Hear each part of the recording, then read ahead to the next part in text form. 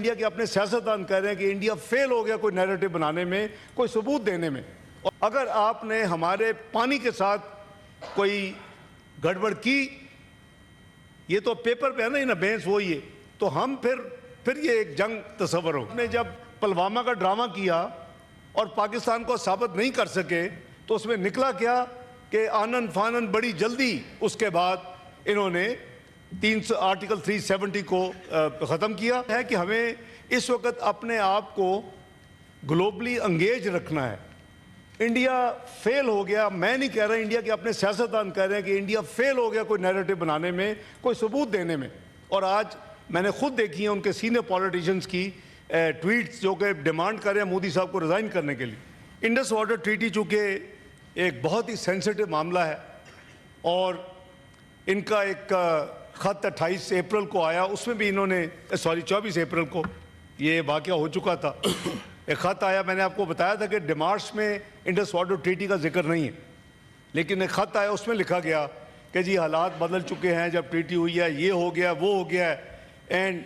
وی ول پٹ ان ابینس، یعنی میں نے جو کہا نا جس کا شک تھا انڈس واٹر ٹریٹی. تو یہ 65 کی جنگ میں IWT معطل نہیں ہوئی، اب ان پٹ ان ابینس نہیں ہوئی، یہ 1971 کی جنگ میں نہیں ہوئی. یہ ایک نئی چیز ہے جو کہ لگتا ہے ایز اے سیٹ کہ میرے پاس اس وقت ہمارے پاس ثبوت نہیں ہے کہ یہ واقعی ہے، لیکن آفٹر آل انالیسس اسی کا نام ہے کہ بھی آپ نے جب پلوامہ کا ڈرامہ کیا اور پاکستان کو ثابت نہیں کر سکے تو اس میں نکلا کیا کہ آنن فانن بڑی جلدی اس کے بعد انہوں نے آرٹیکل 370 کو ختم کیا اور اس کو ہڑپ کرنے کی کوشش کی. اور پاکستان انشاءاللہ ان کی جو سیلف ڈٹرمینیشن کی ریزولوشنز ہیں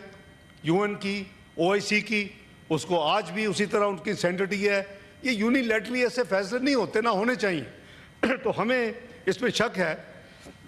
چونکہ یہ شاید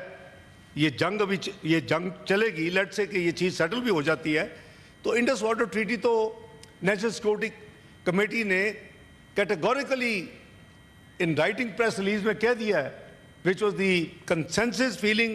of the entire membership of the National Security Committee under the chairmanship of Prime Minister Shehbaz Sharif, کہ یہ ہمارے لیے it will tantamount to act of war. اگر آپ نے ہمارے پانی کے ساتھ کوئی گڑبڑ کی، یہ تو پیپر پہ ہے نا بحث وہی ہے، تو ہم پھر یہ ایک جنگ تصور ہوگی،